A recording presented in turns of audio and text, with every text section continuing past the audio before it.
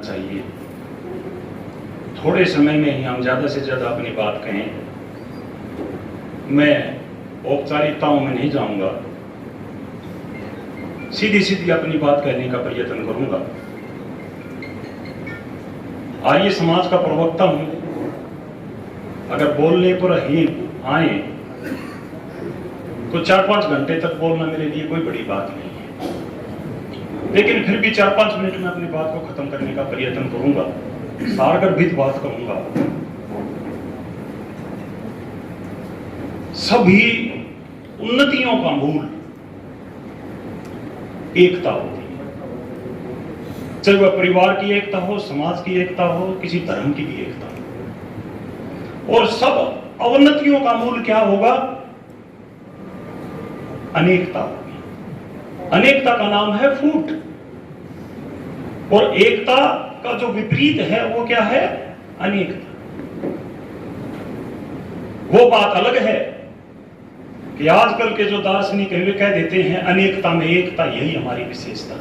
अनेकता में एकता कभी नहीं हुआ करती। जिसका नाम ही फूट हो गया उसमें क्या एकता? हम यहां पर इकट्ठा हुए हैं जाटों की एकता के बारे में बात करने के लिए। जाटों की एकता के जो मूलभूत सिद्धांत हैं वे हमें समझने पड़ेंगे, और एकता के जो मूलभूत सिद्धांत हैं वे सार्वजनिक हुआ करते हैं, यूनिवर्सल ट्रुथ हुआ करते हैं।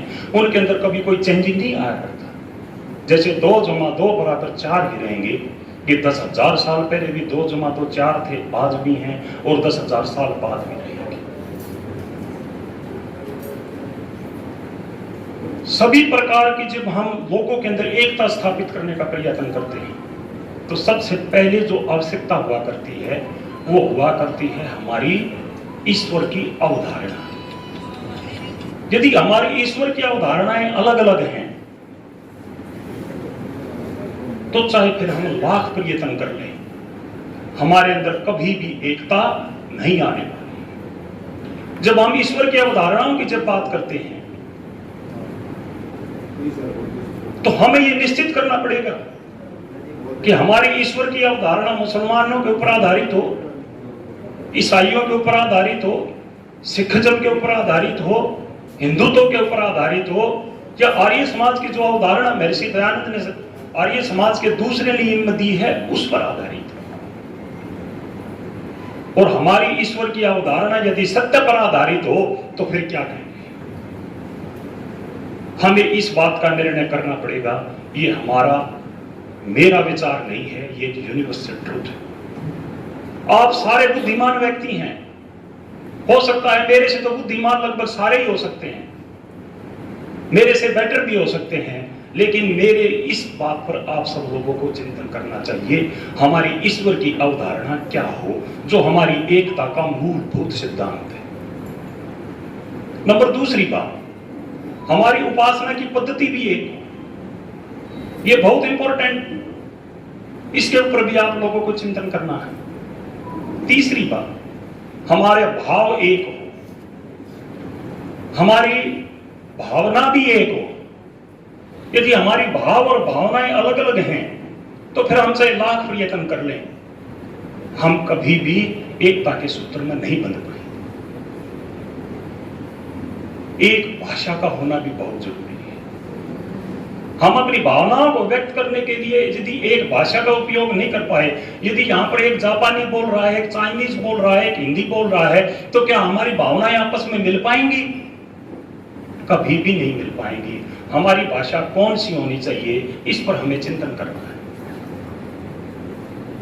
और जाहिर बात है हमारी भाषा हिंदी ही हो सकती है और कोई दूसरी भाषा नहीं हो सकती। यदि हमारे बीच में पढ़े लिखे व्यक्ति अंग्रेजी का प्रयोग करते हैं तो अंग्रेजी जाटों को एक सूत्र में कदापि नहीं बांध पाएगी, क्योंकि आज भी जाटों की बहुत बड़ी आबादी ऐसी है जो अंग्रेजी शिक्षा से अछूती है।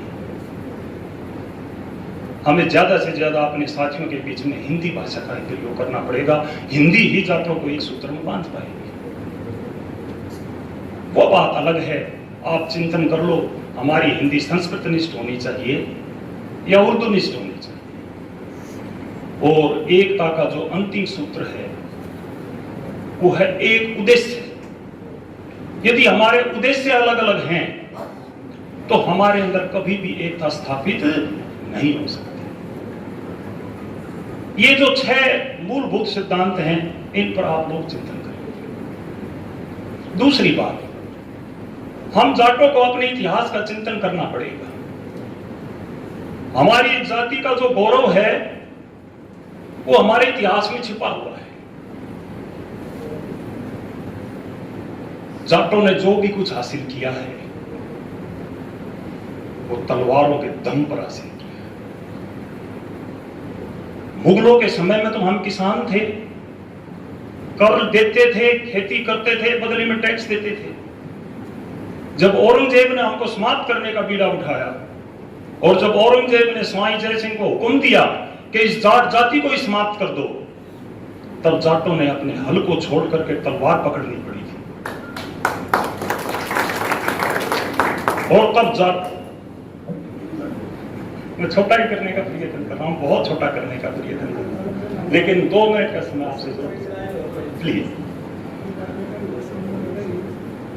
तो जब औरंगजेब ने यह हुक्म दिया कि इस जाट जाति को ही समाप्त कर दो, तब जाटों ने मजबूरी में तलवार उठानी पड़ी थी। और ना केवल तलवार उठाई, बल्कि दीन, भरतपुर, मथुरा, आगरा, अलीगढ़, रेवाड़ी, रोहतक और इन प्रदेशों को तो उस समय आजाद करा दिया था, खासतौर से महाराजा सूरजमल के नेतृत्व में। वो बात अलग है कि उसके बाद अंग्रेजों से हम पराधीन हो गए, लेकिन जाटों ने तो अपनी स्वतंत्रता 1762 तक प्राप्त कर ली थी। और वो तो दुर्भाग्य था जाटों का, यदि महाराजा सूरजमल की हत्या नहीं हुई होती तो दिल्ली के तख्त पर भी जाटों का ही अधिकार था। हम थोड़ा सा और भी आगे बढ़ते हैं। अंग्रेजों ने अगर सबसे ज्यादा जुल्म किसी जाति के ऊपर किया होगा तो मैं समझता हूं वो जाटों पर किया होगा। जाटों को इतना पददलित कर दिया था, साहूकारों के ऋण में जाट इस कदर फंस गए थे कि साहूकार ये तक कहते थे चौधरी छोटूराम के समय में कि चाहे अपनी लड़की बेच, लेकिन वो कर्ज मेरा वापस दे। ऐसी स्थिति का भी जाटों ने सामना करना पड़ा था। हमें याद करना पड़ेगा चौधरी छोटूराम को, कितनी विकट परिस्थितियों में उसने जाटों को इन साहूकारों के चंगल से मुक्त कराया और जाटों का गौरव जो अभिमान था वो पुनः दिलवाया। चौधरी छोटूराम के बाद भी जो हमारे जाट नेता हुए हैं, मेरे जाट भाइयों, मैं आपसे निवेदन करता हूं एक बार उनको भी जानने का प्रयत्न करो, एक बार उनके इतिहास को भी जानने का प्रयत्न करो जो इतिहास में से छूट चुका है। स्वामी स्वतंत्रतानंद जी का नाम कितने जाटों ने सुना है?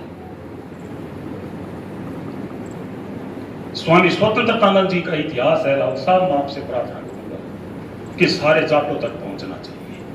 यदि सारे जाट स्वामी स्वतंत्रतानंद जी का इतिहास पढ़ लें तो उनके हृदय के अंदर एक चिरंगारी उत्पन्न हो जाएगी।